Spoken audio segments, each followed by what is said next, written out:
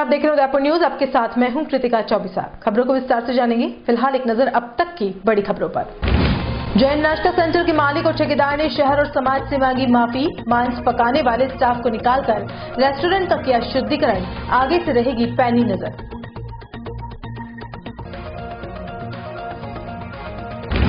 उधर सागर नहर का पानी कई खेतों को कर रहा है बर्बाद। मावली विधायक जी ध्यान दो, धर्म संकट में है दर्जनों किसान।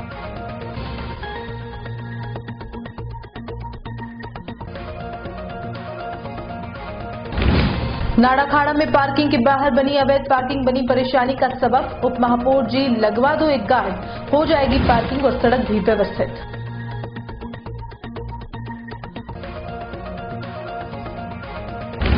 पंचायत चुनाव की लॉटरी ने कईयों को किया मायूस। सामान्य को मिली 4 सीटें, 15 पर ST/SC का होगा प्रधान।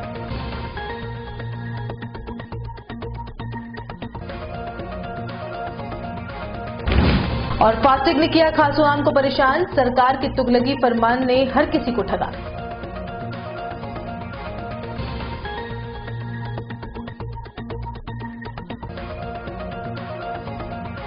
और अब खबर विस्तार से। सबसे पहले बात करते हैं शुद्ध हुए जैन रेस्टोरेंट की। उदयपुर शहर के बहुप्रतिष्ठित जैन नाश्ता और भोजनालय के पीछे की तरफ मांस पकाने की खबर के बाद हरकत में आए सेंटर मालिक दीपक जैन ने न सिर्फ पूरे स्टाफ को हटा दिया, बल्कि उदयपुर न्यूज के कैमरे पर समाज और शहरवासियों से क्षमा मांगते हुए अपनी गलती को कबूल भी किया। आपको बता दें कि 1 दशक से भी ज्यादा समय पहले से जैन नाश्ता सेंटर ने पूरे शहर में अपनी अलग ही छाप छोड़ी है और यही वजह है कि शास्त्री सर्कल पर एक छोटी सी थड़ी से शुरू हुआ जैन नाश्ता सेंटर आज शहर के 3 मुख्य स्थानों पर खूब प्रसिद्धि पा रहा है। सुबह 6 बजे से लेकर शाम तक चलने वाले रेस्टोरेंट में पोहे सभी की पहली पसंद है, जिसे दीपक जैन खुद ही बनाते हैं। बकौल दीपक जैन, वह शास्त्री सर्कल पर ही ज्यादातर बैठते हैं और ठोगर चौराहे वाला नाश्ता सेंटर ठेके पर दे रखा था। हालांकि ठेकेदार को भी इस बात का इल्म नहीं था कि मंगलवार की रात रेस्टोरेंट के पीछे मांस पकाया जा रहा है।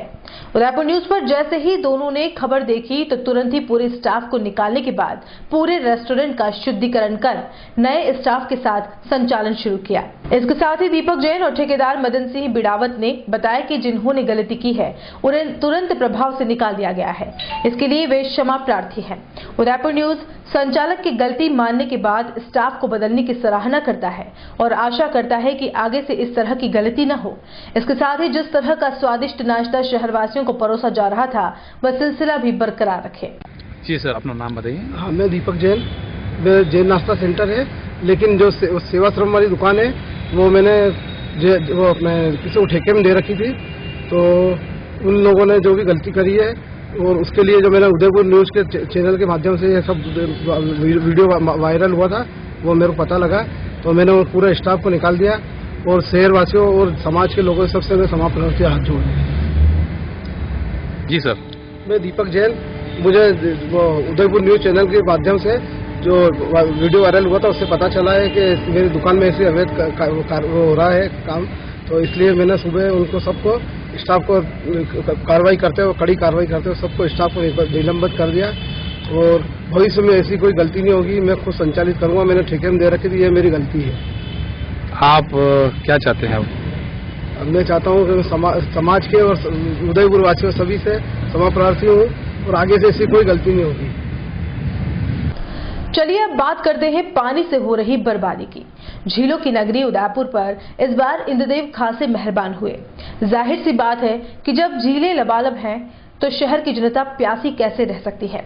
लेकिन जनता की प्यास बुझाने के लिए किए जा रहे विभागीय इंतजामों से किसान बर्बाद हो जाए तो यह कहां का न्याय है। जी हां, इन दिनों मावली विधानसभा सीट की प्यास बुझाने के लिए उदय सागर झील से छोड़े जा रहे पानी से कई किसानों की फसलें बर्बादी की कगार पर है और कोई भी इस ओर ध्यान नहीं देना चाह रहा है। वो जिम्मेदार है, वह या तो बेपरवाह बने हुए हैं या कोई और परेशानी बताते हुए पूरे मामले से पल्ला झाड़ रहे हैं।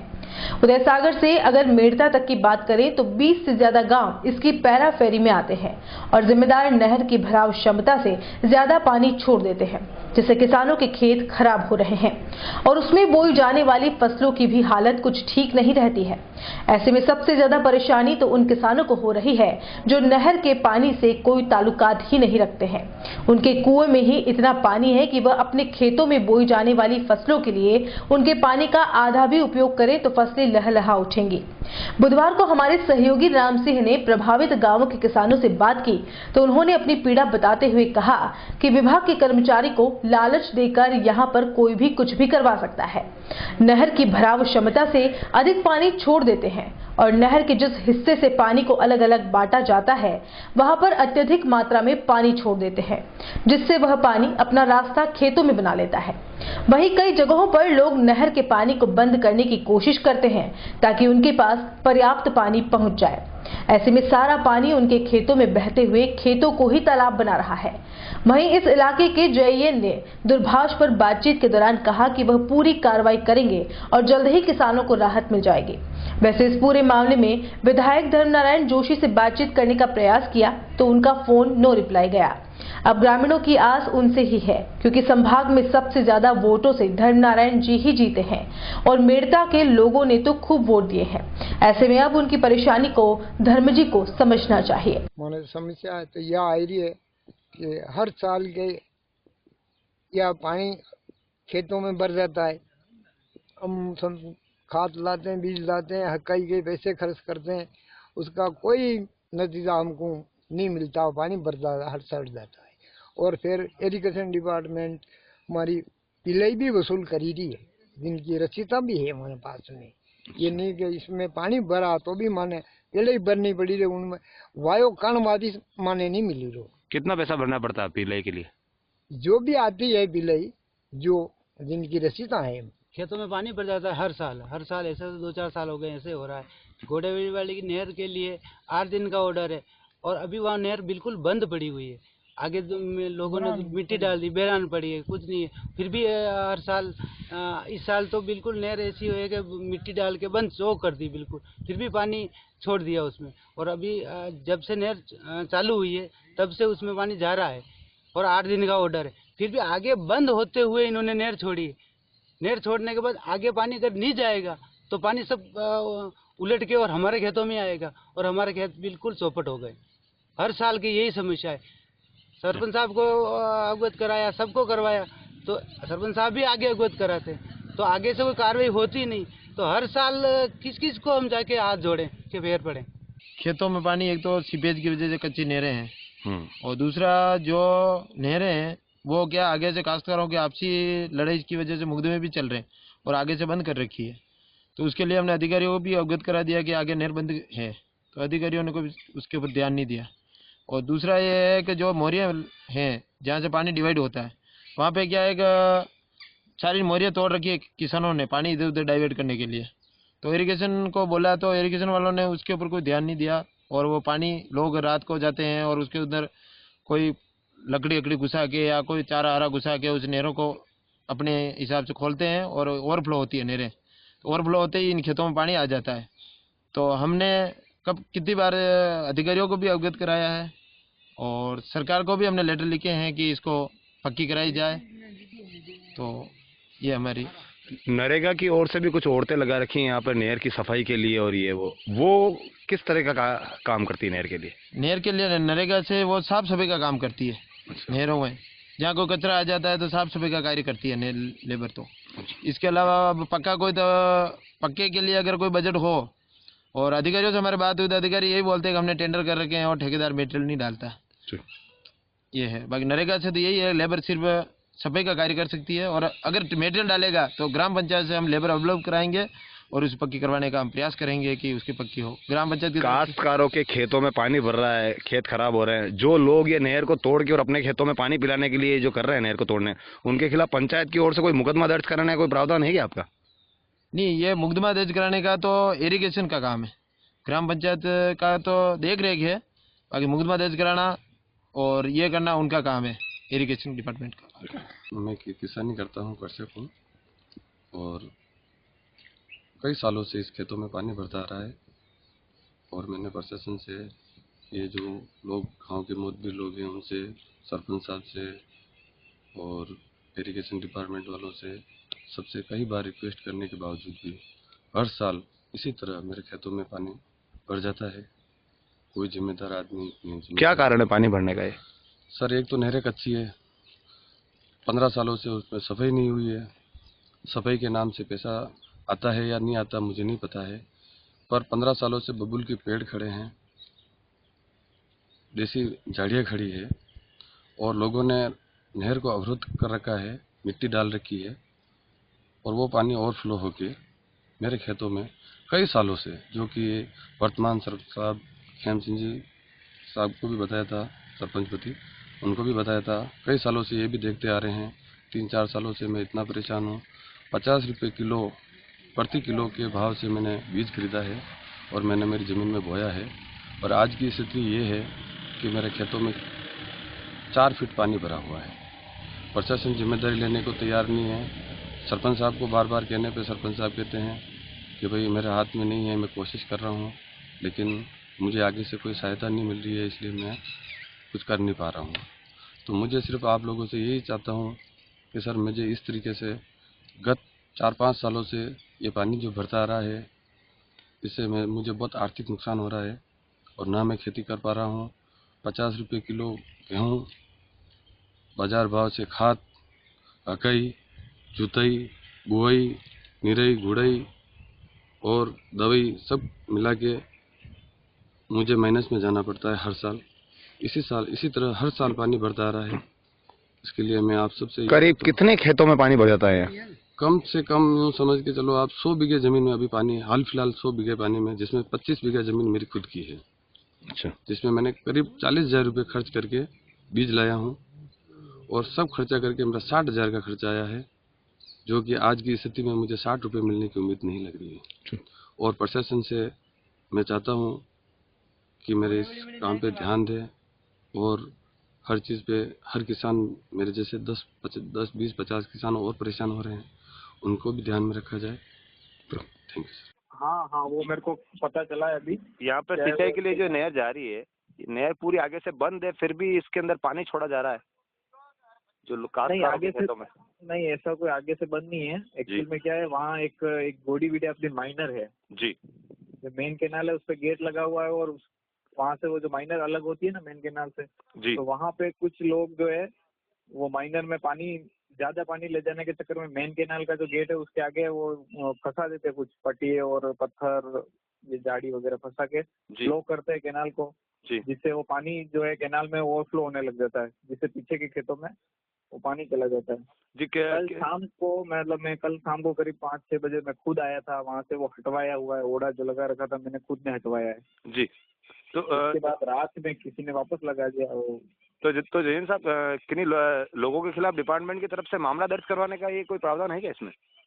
प्रावधान है और मैं अभी पहुंच रहा हूँ मौके पे थोड़ी देर में जी। तो क्या है कि वो जो शिकायत, क्योंकि जब मैं मौके पे गया उस टाइम कोई नहीं मिला जी, कल मैं गया था तो उस टाइम कोई मिला नहीं वहाँ पे और नहीं किसी ने किसी का नाम दिया कि भाई इस आदमी ने किया जी। गांव के सरपंच साहब और कुछ लोग जो है, कुछ लोगों के नाम भी यहाँ पर बता रहे हैं, ये लोग जो है जो हमेशा इस तरह की हरकत करते हैं, तो जी, तो उनके खिलाफ अपन रिपोर्ट करवाएंगे जी, इलीगल तरीके से जो भी करते हैं, क्योंकि इनका सिलाई का टाइम पीरियड भी पूरा हो गया, जो 8 दिन का तय होता है अपने जी, सिलाई इनको दी जाती है, उससे ओवर टाइम हो गया जी। तो वो जो इलीगल तरीके से जो भी ले जा रहे हैं, जिसने भी किया है उसके खिलाफ अपन एक्शन लेंगे जी। ओके। शहर में लगातार बढ़ते ट्रैफिक से जहां नगर निगम खुद परेशान है, वहीं शहर के बीचों बीच स्थित नाड़ाखाड़ा में अवैध पार्किंग से हर कोई परेशान तो है, लेकिन कोई कुछ बोलना नहीं चाहता। नाड़ाखाड़ा में सभी व्यवसायी खुद अपने वाहनों की पार्किंग वहीं पर करते हैं और वह खुद ही उस पार्किंग से परेशान है, जबकि कुछ ही कदम दूर नगर निगम ने अपनी पार्किंग बना रखी है, लेकिन न तो कोई व्यापारी उसका उपयोग कर पा रहा है और न ही नगर निगम को उससे राजस्व की प्राप्ति हो रही है। जब हमने वहां के व्यापारियों से बात की तो व्यापारियों ने बताया कि नगर निगम की पार्किंग के हाल ऐसे हैं जहां कोई जाना पसंद नहीं करता। निगम द्वारा बनी पार्किंग के बाहर कचरा पसरा रहता है और वहां पर गाड़ियां भी सुरक्षित नहीं हैं। कई बार व्यापारियों ने वहां गाड़ियां रखने का प्रयास भी किया, लेकिन असामाजिक तत्वों द्वारा गाड़ियों के कांच तक फोड़ दिए गए। ऐसे में सभी व्यापारी बीच सड़क पर अपनी गाड़ियां रखने को मजबूर हैं ताकि उनकी गाड़ी और व्यापार अपनी आंखों से एक साथ देख सकें। व्यापारियों का यह भी कहना है कि यदि नगर निगम की तरफ से एक सिक्योरिटी गार्ड यहां पर तैनात कर दिया जाए और किसी भी गाड़ी की पार्किंग पर पूर्णतया प्रतिबंध लगा दिया जाए तो यह रास्ता अच्छे से खुल जाएगा और सभी व्यापारी अपना व्यापार भी कर पाएंगे। लेकिन पिछले कई सालों से किसी ने यहां की सुध नहीं ली है। नगर निगम चाहे तो यहां रखने वाली गाड़ियों को पूर्णतया प्रतिबंध लगाकर निगम की पार्किंग को बहाल भी कर सकता है और शहर को साफ सुथरा भी बनाया जा सकता है। पार्किंग तो वहाँ पार्किंग दे रखी है नगर निगम वालों ने, उसका सुचारू रूप से सही रूप से उसका उपयोग हो जाए तो यहाँ पार्किंग वैसे खाली सब इसमें आधे से ऊपर सब व्यापारियों की गाड़ी है, सब व्यापारियों की गाड़ी है इसके अंदर। वहाँ अगर व्यवस्था पूरी हो जाएगी, साफ सफाई अच्छी रहेगी अंदर और वहाँ गाड़ी अगर खड़ी करने लग जाएंगे तो यहाँ गाड़ी चौक पूरा खाली हो जाएगा। तो व्यापारी यहाँ क्यों रखते हैं गाड़ी? व्यापारी वहाँ अंदर व्यवस्था पूरी नहीं इसलिए नहीं रखते अंदर गाड़ी। क्या जाम लग जाता है? यहाँ 2 दिन में 10 बार जाम लगता। अगर यहाँ पे जैसे कस्टमर्स की गाड़ियाँ रहे, हाँ तो कोई दिक्कत ही नहीं, ग्राहक आएगा वो तो रखेगा ना, कस्टमर तो यहाँ गाड़ी यही रखेगा वो। लेकिन वहाँ अगर व्यवस्था पूरी होगी तो जितने भी व्यापारी अपनी गाड़ी यहाँ लाके खड़ी करते हैं वो अंदर खड़ी करेंगे। और हमारी शॉप है पीछे जेम रेडियो नाडा खड़ा नाम से, यहाँ पे रोज लोग बाग आस पड़ोसी या फिर मंडी के कुछ दुकानदार रेगुलर पार्किंग रख देते हैं 4 व्हीलर, जिससे हमारे कस्टमर्स वगैरह कोई भी शॉप पे नहीं आ पाते हैं। प्लस रेगुलर ट्रैफिक जाम रहता है और इतनी बड़ी चौड़ी 80 फीट रोड होते हुए भी 20 फीट की गली के रूप में काम में लेती है, क्योंकि लेफ्ट राइट जो भी आदमी आता है वो एक ही तरफ से आते हैं, तो इससे बहुत ज्यादा रश भी रहता है और लोगों को भी नुकसान रहता है। गाड़ियाँ तो सर व्यापारियों की लगी हुई है? नहीं, ये गाड़ी व्यापारियों की नहीं है, ये उन लोगों की है जो मंडी में लोग रहते हैं, वो खाली यहाँ पार्क करके रहते हैं, क्योंकि यहाँ सामने पेड पार्किंग भी है। लोग पेड पार्किंग में न करके यहाँ फ्री में यहाँ रख के जाते हैं और प्रॉब्लम आती है। तो सर निगम की जो पार्किंग बनी हुई है उसका उपयोग कैसे हो सकता है, कोई सुझाव है क्या? निगम का पार्किंग ऐसे हो सकता है कि जब गवर्नमेंट की तरफ से कोई भी पुलिस कर्मी या कोई भी एक ऐसा व्यक्ति जो भी गाड़ी लगावे यहाँ पे हाथों चालन काटे तो लोगों को समझ में आएगा कि भाई ऐसे इनको नहीं करना चाहिए। नहीं तो क्या होता है, जैसे रख के चले जाते हैं और कभी कभी क्रेन आती है तो कभी लेके जाती है। बाकी रेगुलर एक आदमी अगर यहाँ पे अपॉइंट कर देवे तो कोई भी यहाँ पे अपने को गाड़ी नहीं होती। बापू बाजार नाड़ा खाड़ा से जोगीवाड़ा में प्रवेश का मुख्य मार्ग ये है, एक बार आप ये दिखाइए आप।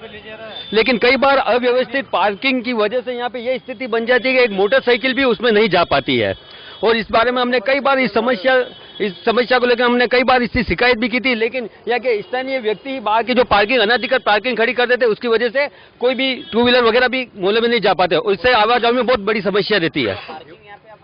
यहाँ पे जाम लगा रहता है, किस वजह से जाम है, मतलब क्यों खड़ी रहती है गाड़ियाँ? क्यों खड़ी है तो व्यापारी ये बस एक खड़ी दो व्यापारी सब व्यापारियों ने खड़ी कर रखी है। निगम ने भी अंदर पार्किंग बना रखी है। निगम ने पार्किंग बना, ये यूज करते नहीं उसको, ये उसको यूज करते नहीं, सब अपनी सुविधा देखते हुए अपनी शॉप के बारी अपनी दुकान के बारी अपनी गाड़ी खड़ी करे। हट जाए अगर गाड़ियाँ, हाँ अरे सबसे बड़ी चीज तो आप मैंने बताया, आप ये चीज देखिएगा हमारे मोहल्ले की आप स्थिति जाके देखिए, कई बार ऐसी स्थिति हो जाती है कि 2 व्हीलर व्हीकल अंदर नहीं जा सकता, तो बड़ी गाड़ी की तो हम उम्मीद ही क्या रखे। तो क्या करना चाहिए निगम को, क्या यहाँ से पार्किंग? बिल्कुल, ये तो पार्किंग हटानी चाहिए, जबकि पार्किंग उन्होंने सरकारी पार्किंग निगम की पार्किंग दे रखी है उसका यूज करना चाहिए। एक पार्किंग इधर सामने बना रखी है, बावजूद यहाँ पे अनाधिकृत रूप से, अच्छा ये देखिए कितना चौड़ा रोड बावजूद बिल्कुल सगड़ा हो जाता है। कई बार ऐसी स्थिति होती है आवाजाही में भी समस्या रहती है। यहाँ जितनी भी ये पार्किंग जितनी भी यहाँ गाड़ियाँ खड़ी रहती है, व्यापारी के कम और आसपास के मोहल्ले वाले यहाँ लाके खड़ी कर देते हैं, रात को खड़ी करते हैं और रात को सुबह दिन को इच्छा होता है उसको ले जाते हैं।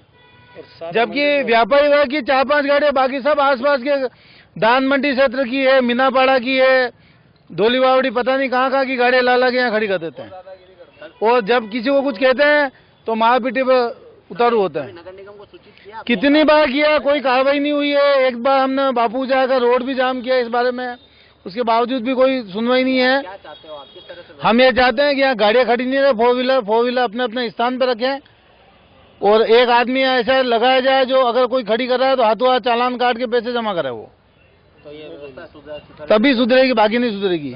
ये सारा मार्केट पूरा डेड हो गया है, मतलब 25% कस्टमर भी यहाँ नहीं रुकते हैं, मोटरसाइकिल तक नहीं आती है, इतनी कारें खड़ी होती है। सर निगम ने पार्किंग बनाई है, यहाँ क्या होता है 4 गाड़ी खड़ी है, 5वां भी लाके खड़ी कर देता है। उसको कुछ कहो तो ये बोलता है साहब कि ये 4 तो खड़ी है, हमको क्यों रोक रहे हो आप।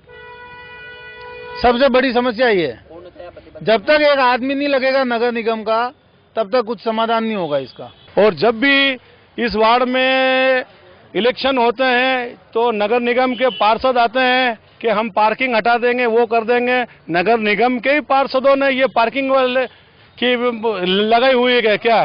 तो अभी तक जब भी आते हैं ये वोट की टाइम पे आते हैं कि हमें जिताओ और हम आपको ये पार्किंग हटा देंगे, अभी तक पार्षद महोदय जी जीत गए हैं।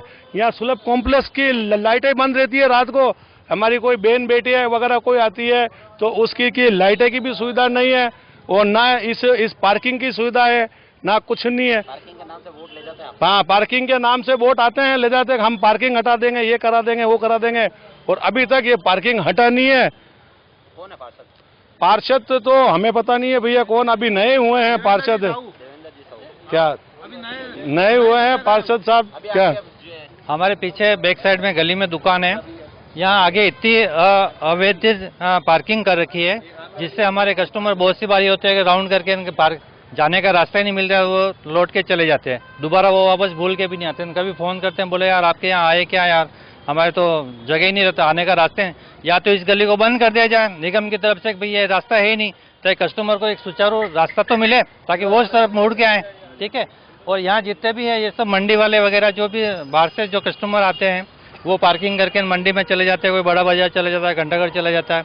इस तरह फिर हम कभी बाहर निकलना होता हमें तो लड़ाई झगड़े करने पड़ते हैं। फिर किसी की गाड़ी टच हो जाए तो एक दो तीन बार लड़ाई झगड़े भी हुए कि हमारी गाड़ी को ये और निगम ने एक अंदर पार्किंग बना रखी है। वहाँ तक ये जो लोकल जो पार्क हो जाते हैं तो वो जो बाहर के लोग आते हैं वहाँ तक पहुँच नहीं पाते क्योंकि वो वहाँ पार्क करने के लिए जाने के लिए रास्ता नहीं मिलता उनको। निगम तो एक उपयोग होना चाहिए, लेकिन उससे पहले निगम से अनुरोध है मेरा कि कम से कम रास्ता क्लियर होगा तो कोई पार्क करने के लिए चला जाएगा। लेकिन आड़ी टेढ़ी सब अगर गाड़ियाँ खड़ी करेंगे तो वो बाहर पार्किंग करने वाले भी कहाँ कैसे नहीं, यहाँ नहीं है, निगम की बात कर रहा हूँ मैं। लेकिन यहाँ जैसे रास्ता नहीं मिलेगा तो वो जाएगा कैसे भाई? रास्ता यहाँ मिलेगा तो वो आगे पार्क करने के लिए जाएगा ना। तो सब अधिकारियों से मेरा निवेदन है कि हमारा लोगों का प्लस दुकानदारों का भी हित सोचे और अपनी आमदनी वहाँ निगम जो पार्किंग कर रखी है वहाँ अपनी आमदनी बढ़ाए। पंचायती राज चुनाव के तहत बुधवार को उदयपुर में लॉटरी प्रक्रिया का आयोजन किया गया। प्रधान, जिला परिषद सदस्य और पंचायत समिति सदस्य को लेकर जिला कलेक्ट्रेट सभागार में लॉटरी डाली गई। इस अवसर पर जिला कलेक्टर आनंदी, अतिरिक्त जिला कलेक्टर ओपी बुनकर, सांसद अर्जुन मीणा, जिला प्रमुख शांतिलाल मेघवाल समेत बीजेपी और कांग्रेस पार्टी से जुड़े प्रतिनिधि मौजूद रहे। उदयपुर जिले की 19 पंचायत समितियों में से 15 पंचायत समितियां जनजाति के लिए आरक्षित है। इसके अलावा 43 जिला परिषद सदस्य एवं सभी पंचायत समिति के 359 सदस्यों की लॉटरी निकाली गई। लॉटरी प्रक्रिया को लेकर दोनों ही पार्टियों के कार्यकर्ताओं का मजमा जिला कलेक्ट्रेट परिसर में लगा रहा।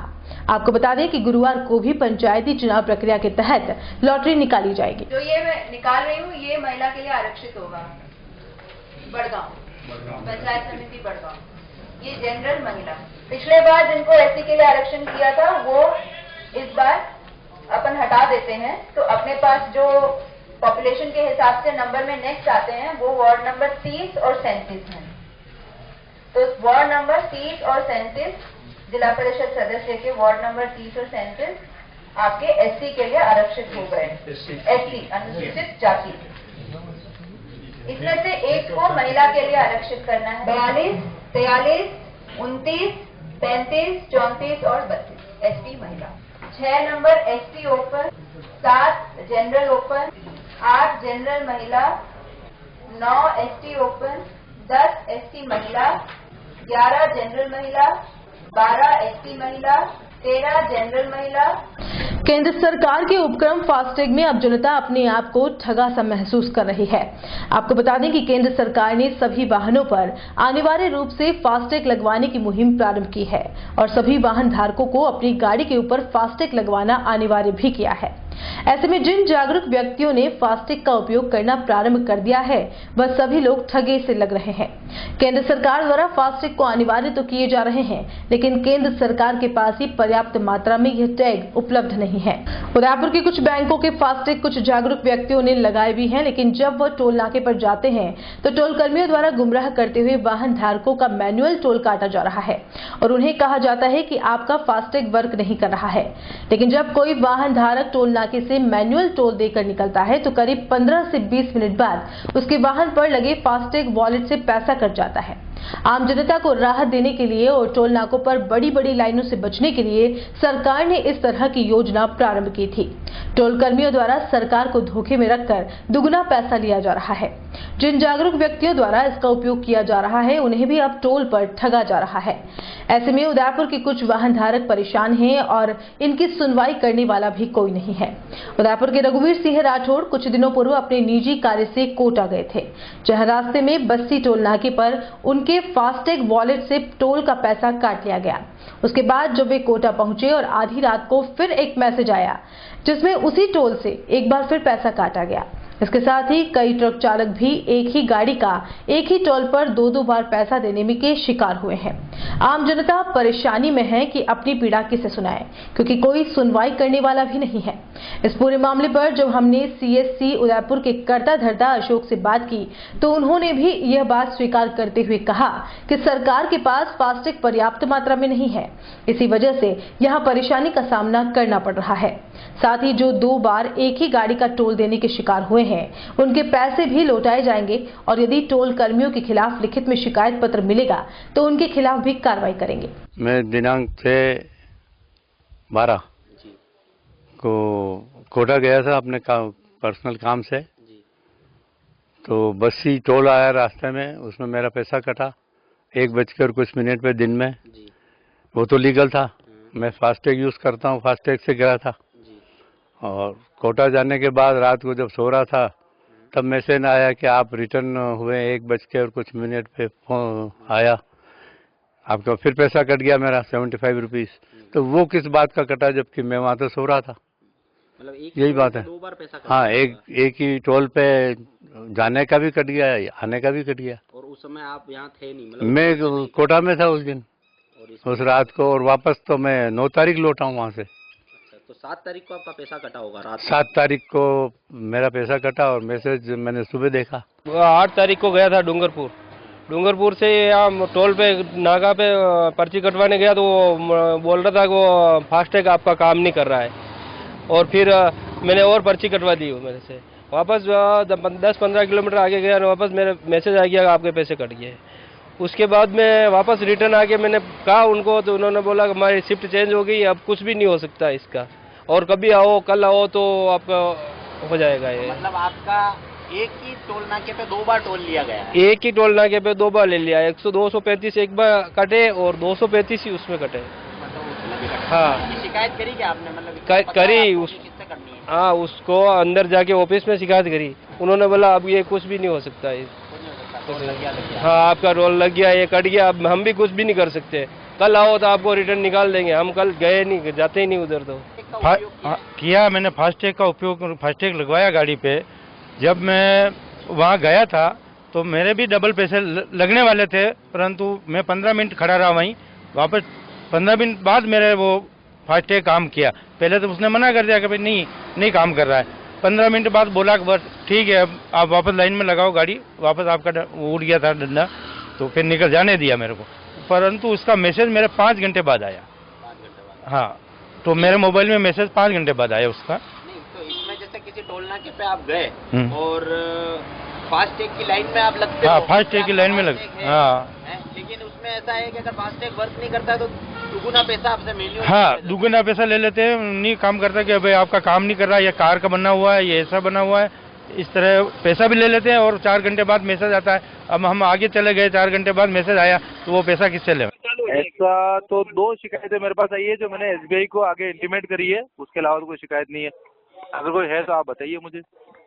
सर, कुछ 2 टोल नाकों की भी बात थी जहाँ से इस तरह से पैसा कट रहा है, और एक टोल नाके पे तो मैन्युअल भी पैसा ले लिया गया और फास्टैग से भी पैसा कट गया।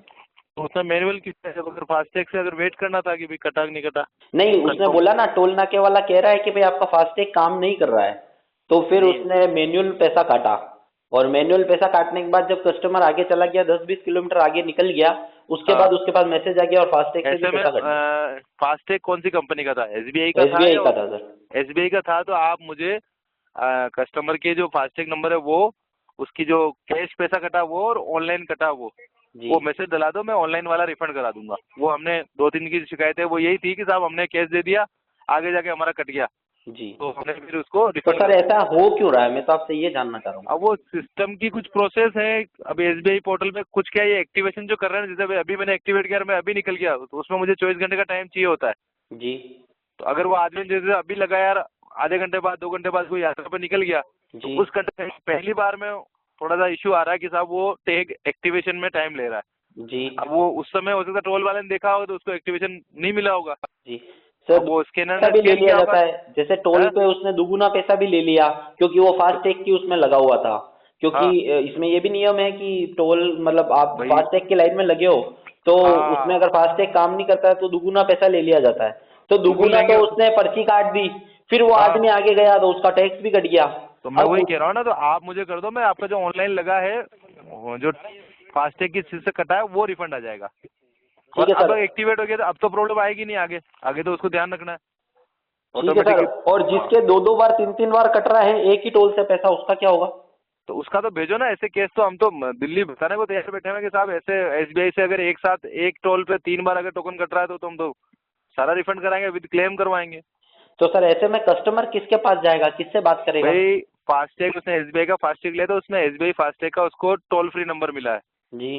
तो जब भी उसके साथ ऐसी कोई घटना घटती तो वो मेरे पे या किसी टोल फ्री नंबर पे बात करने में उसको कम से कम 10 मिनट 15 मिनट तो लाइन वो है, लेकिन अब जो बैंक ने जो प्रोसेस फॉलो करा रखा, नहीं तो फिर हम लोग जो हैं हम तो ऑफिशियली मेल डालेंगे कि साहब भाई हमने SBI से टाइप किया है टैग लगाने का जी, फर्दर सर्विस तो SBI को देनी है जी। तो SBI ने पैसा पहले कह रखा कि आप पहले हमारे टोल पे बात करो, नहीं होती है तो आप हमें ऑफिशियल मेल डाल दो, हम उसका पैसा रिफंड जो होना लायक है वो हम कर देंगे। अभी सर मैं SBI बैंक भी गया था, वहां से मैंने कोशिश की कि मुझे फास्टैग अवेलेबल हो जाए, लेकिन कहीं का फास्टैग अवेलेबल ही नहीं था। कहाँ, कौन से बैंक में गए आप? मैं गया था सर एक जगह पे जहाँ पे वो लाइन वो लगी हुई थी। भाई बैंक नहीं, वो लगा हुआ था सर, पर्ची लगी हुई थी, उस पर मैंने बात की थी जिसपे नंबर लिखे थे वो, तो उन्होंने 2-3 जगहों को फोन किया मैंने, तो उन्होंने मुझे बोला कि अवेलेबल नहीं है सर अभी। ऐसा सही है? प्रॉब्लम हमें भी आ रही है कि 23 नवंबर को जो हमने ऑर्डर किया वो टैग हमें अब तक रिसीव नहीं हुए आगे से जी। तो ये प्रॉब्लम तो हमें भी फेस हो रही है कि साहब जिनके पास थे वो तो सेल हो गए, अब वो ऑर्डर का वेट कर रहे हैं। तो अभी संडे को हमारी मीटिंग थी एज ए CSC, तो हमें कहा था कि भाई हमारी तरफ से 80% कोरियर निकल गए, आपको ट्यूसडे वेडनेसडे तक आपके हर एक VLE के पास उसने जितना ऑर्डर करे वो टैग पहुंच जाएंगे। ठीक है सर, एक तरफ तो गवर्नमेंट इसको रेगुलाइज कर रही है कि भाई नियमित मतलब सबको यूज करना जरूरी है, उसके बाद जब ये है स्टॉक ही कम है, स्टॉक है ही नहीं, तो आम जनता कहाँ जाएगी? और जो ले रहे हैं उनके साथ इस तरह से 2-2 बार 3-3 बार कट रहा है, तो मॉनिटरिंग की कमी है या क्या है? नहीं, मॉनिटरिंग की कमी नहीं है, मैं वही कह रहा हूँ ना कि भाई एक बार फर्स्ट टाइम उसको हम 24 घंटे कहते हैं कि भाई 24 घंटे वेट करके आपके पास कंफर्म मैसेज आ जाए कि योर फास्टैग इज एक्टिव, तब आप यात्रा पे फास्टैग वाली लाइन में लगना जी। अब लेकिन अगला आदमी अगर वो जल्दी जल्दी में यार अपने तो लग गया टैग, उस लाइन में घुस गया तो फिर वो प्रॉब्लम आती है जी। और सर जो कमी है उस बारे में तो SBI कह रहा है कि अगर ऐसा कुछ किसी के डबल कटा तो हम रिफंड कर रहे हैं, करवा रहे हैं रिफंड, उसमें तो हम लगे हुए हैं। नहीं, जो नए को नहीं मिल रहा है अभी कमी है। हाँ, वो जिसके पास मेरे पास है तो आप लोकेशन बता दीजिए, जिसके पास मेरे पास फास्टैग है अगर वो उसके आसपास का तो मैं उसको एड्रेस भेज दूंगा, भैया आप यहाँ से ले लो, जिनको हमने दिलवा रखे हैं, जिनके पास आ गए। पहले तो क्या शुरू में 10-10 का लोट आ रहा था, अभी 100-100 का लोट आ रहा है आ रहे हैं, जिनके पास आगे हैं वो तो वहाँ से लेके करा ले काम। ठीक है सर। और बुलेटिन में यहाँ रुकेंगे एक ब्रेक के लिए, आप देखते रहिए उदयपुर न्यूज। शहर के बीचों बीच बसा सिद्धि विनायक हॉस्पिटल।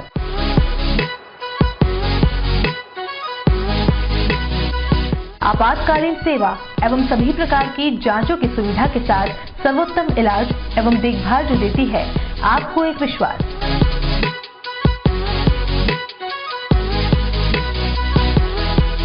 सभी प्रकार के ऑपरेशन, अत्याधुनिक मशीन से लैस ICU की सुविधा उपलब्ध।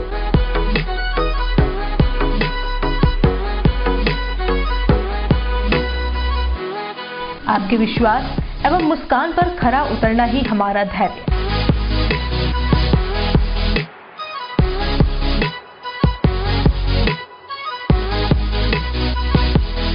सिद्धि Vinayak hospital, main road, sector 3, Hiran Magri, Udaipur. Call it 9660 733 167।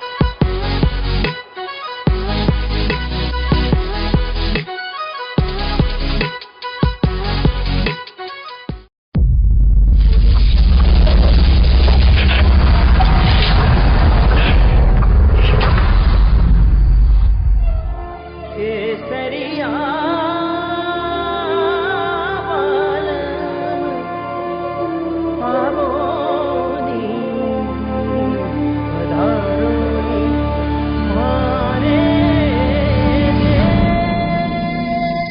Udaipur में 19 से 21 दिसंबर को शोभापुरा 100 फीट रोड स्थित अशोका ग्रीन पैलेस में Udaipur hospitality and catering conclave और इंडियन फूड कार्निवल 2019 का आयोजन होगा।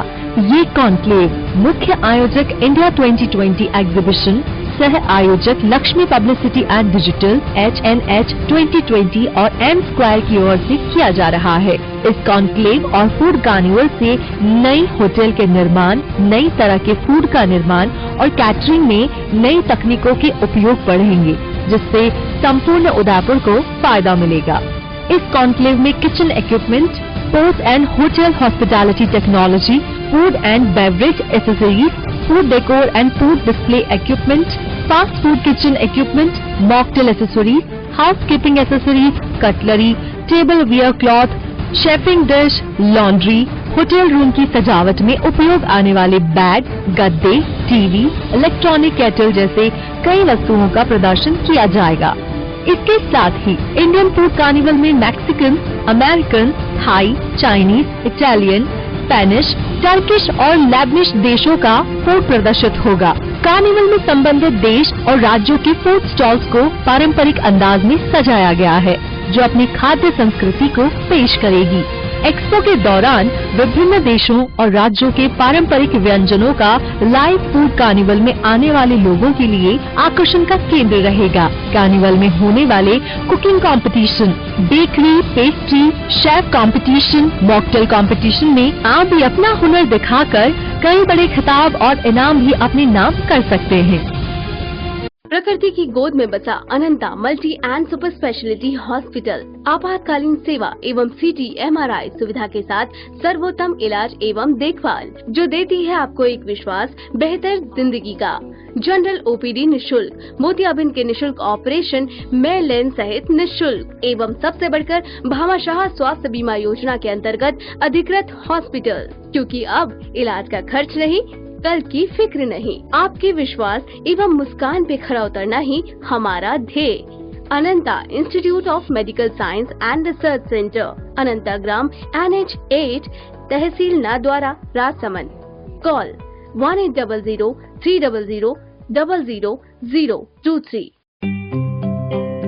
वैदेही ग्रुप लाए हैं राजस्थान का number 1 housing project Vaidehi premium housing, जहां है green park, club house facility, children play area, community hall जैसी सभी मूलभूत सुख सुविधाएं, जहां है 1 BHK 12 लाख में और 2 BHK 22 लाख में 90% तक लोन सुविधा उपलब्ध, साथ ही GST पर 80% और स्टैम्प ड्यूटी पर 50% तक की छूट। Contact 9983305577, New Navratna Complex, Udaipur. Visit www.vaidehidevelopers.com. Royal motors company पिछले 35 वर्षों से आपकी सेवा में।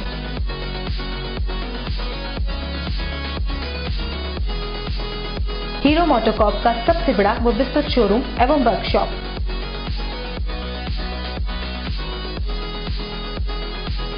जहां आपकी 2 व्हीलर गाड़ी को मिलेंगी विश्व स्तरीय सर्विस एवं जनरल पार्ट्स की सुविधा।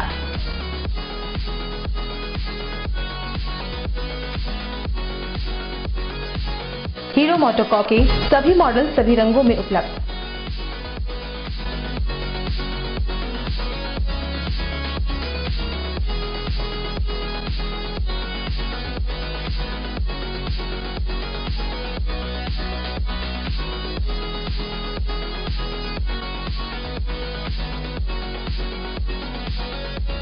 बुकिंग का लाभ उठाएं।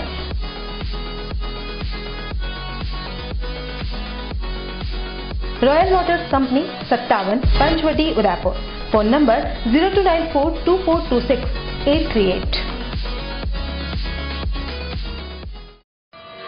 उस दिन तो मैं डर ही गई थी। रात के 1 बजे मैं कहाँ जाऊं? काफी भीड़ भी जमा हो गई थी। भीड़ में से किसी ने मुझे GBH ट्रोमा इमरजेंसी का कार्ड दिया। मैंने वहाँ फोन किया तो एक कॉल करने से तुरंत एम्बुलेंस आ गई। वहाँ के डॉक्टर, नर्स और स्टाफ ने ऐसे संभाला कि मुझे कुछ पता ही नहीं चला। उफ पापा, क्या बोलूं। उसके बाद नर्स ने जब मेरे कंधे पर हाथ रखा तो मुझे एक भरोसा मिला। पापा, सिर्फ एक सलाह ने, सब कुछ पहले जैसा ठीक कर दिया। तू तो पागल है। पापा, आप ही तो हो हमारे सब कुछ। एक्सीडेंट, ट्रोमा या किसी भी इमरजेंसी में भरोसा कर सकते हैं सिर्फ NABH प्रमाणित GBH अमेरिकन हॉस्पिटल पर। जयपुर के बाद प्रदेश का एकमात्र NABH प्रमाणित hospital GBH American hospital, Kothibagh, Bhatt ji की बाड़ी, उदयपुर। ब्रेक के बाद आपका स्वागत है। गुरुवार से सुभाष नगर स्थित साहिब वाटिका में 7 दिवसीय श्रीमद् भागवत ज्ञान यज्ञ महोत्सव का आयोजन होने जा रहा है। यह आयोजन शहर के एक मुंदड़ा परिवार की ओर से किया जा रहा है। बुधवार को पत्रकार वार्ता में आयोजकों ने बताया कि यह कथा बीकानेर के मोहनलाल व्यास के श्रीमुख से होगी। कथा के पहले दिन कलश यात्रा शुरू होगी और 7 दिन में भागवत महात्म्य, देवहूति संवाद, ध्रुव चरित्र, चीरहरण, रासलीला, रुक्मणी विवाह, यदुवंश संहार सहित विभिन्न कार्यक्रम होंगे। इस मौके पर मुंदड़ा परिवार से जुड़े सदस्य और कई गणमान्य लोग मौजूद रहे। उदयपुर में चेस के खिलाड़ियों को बढ़ावा देने के लिए चेस इन लेक सिटी और बुद्धिबल सेवा संस्थान की ओर से राष्ट्रीय स्तर पर 3 दिवसीय प्रतियोगिता का आयोजन किया गया। इस प्रतियोगिता में देश के अलग अलग राज्यों से कुल 650 से ज्यादा खिलाड़ी भाग ले रहे हैं। शहर के भोपालपुरा क्षेत्र में आयोजित इस प्रतियोगिता में 4 वर्ष की उम्र से लेकर 80 वर्ष की उम्र तक के खिलाड़ी भाग ले रहे हैं। चेस इन लेक सिटी के कन्वीनर और इंटरनेशनल ऑर्बिटर राजेंद्र तेली ने बताया कि इस प्रतियोगिता में खेलने वाले खिलाड़ियों के लिए 11 लाख रुपए के नकद पुरस्कार रखे गए हैं।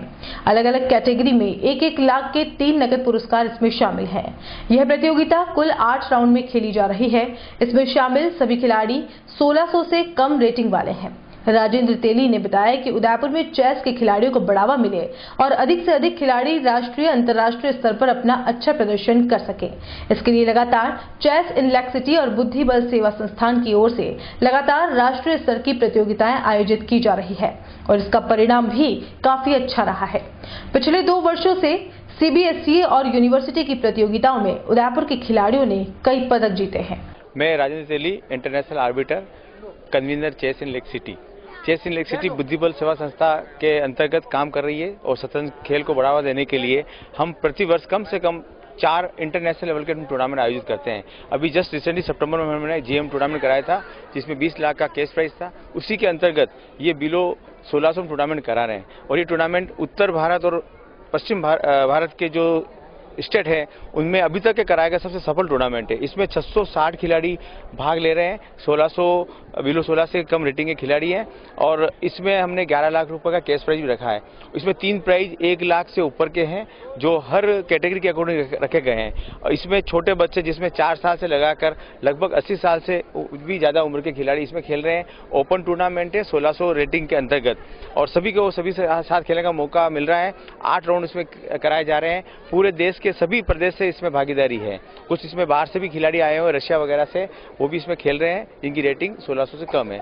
और हमारा उद्देश्य शतरंज को बढ़ावा देना, हमारे खिलाड़ियों को प्रदेश और नेशनल और अंतर्राष्ट्रीय लेवल पर एक अच्छा अपना नाम कराने का और इसी का परिणाम है 2 सालों से हमारे खिलाड़ी CBSE में, यूनिवर्सिटी में और नेशनल लेवल टूर्नामेंट में भी हमारे राजस्थान का नाम रोशन कर रहे हैं। और हमारा ये जो टूर्नामेंट है इसमें हमने खिलाड़ियों को रुकने की व्यवस्था, उनके खाने पीने की व्यवस्था, लंच, ब्रेकफास्ट, डिनर वगैरह सारा हमने रखा है और पेरेंट्स वगैरह के बैठने के लिए भी, उनके रहने के लिए भी अच्छी व्यवस्था दी है। साथ में आजकल मोबाइल और बैग वगैरह, घड़ी वगैरह जो होती है उसमें चेस में अलाउ नहीं है, उनके लिए हमने लॉकर की सुविधा भी प्रदान की है ताकि खिलाड़ी आराम से अपना सामग्री लॉकर में जमा कराकर आराम से खेल सके।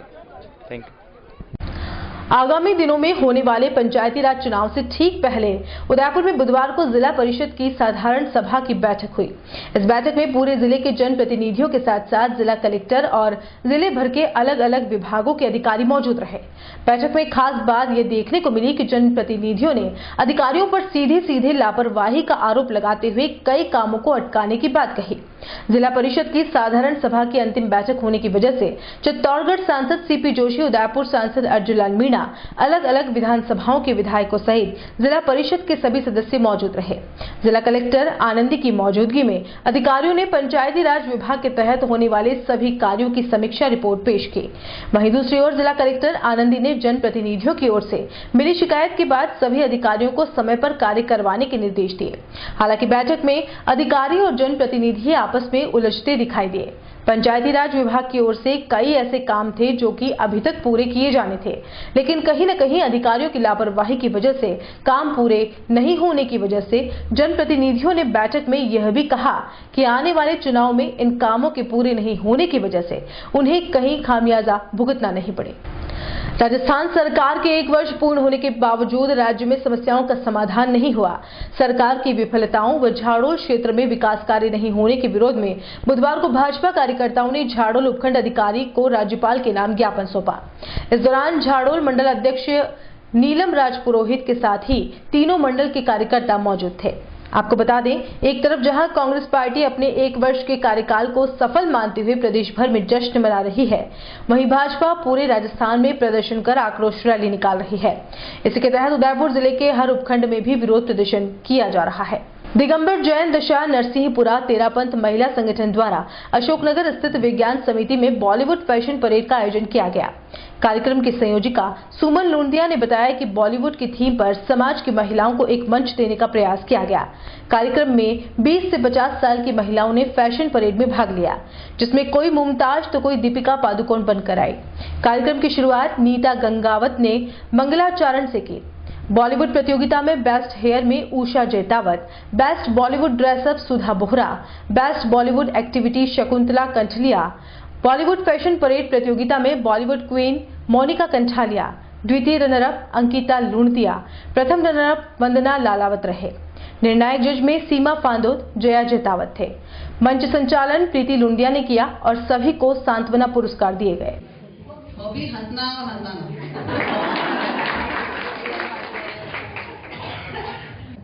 मेरा नाम अंकिता जैन है, मैं एमए बीएड हूँ। मैं दीपिका पादुकोण बन के आई हूँ और मेरी हॉबी है डांसिंग और बहुत सारी बातें करना। हेलो सबको जय जिनेंद्र। मेरा नाम पूजा जैन है और मैं पद्मावत की ये दीपिका पादुकोण बन के आई हूँ। और चलते चलते एक नजर अब तक की हेडलाइंस पर। जैन नाश्ता सेंटर के मालिक और ठेकेदार ने शहर और समाज से मांगी माफी। मांस पकाने वाले स्टाफ को निकालकर रेस्टोरेंट का किया शुद्धिकरण। आगे से रहेगी पैनी नजर।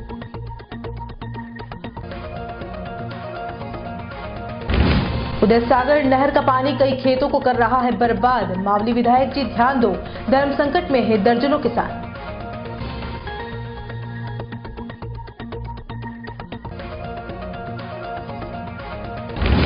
नाड़ाखाड़ा में पार्किंग के बाहर बनी अवैध पार्किंग बनी परेशानी का सबब। उप महापौर जी लगवा दो एक गार्ड, हो जाएगी पार्किंग और सड़क भी व्यवस्थित।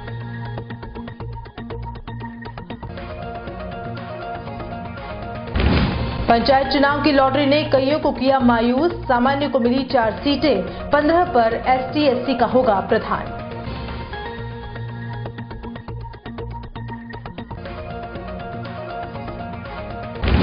और फास्टैग ने किया खासो आम को परेशान। सरकार की तुगलकी फरमान ने हर किसी को ठगा।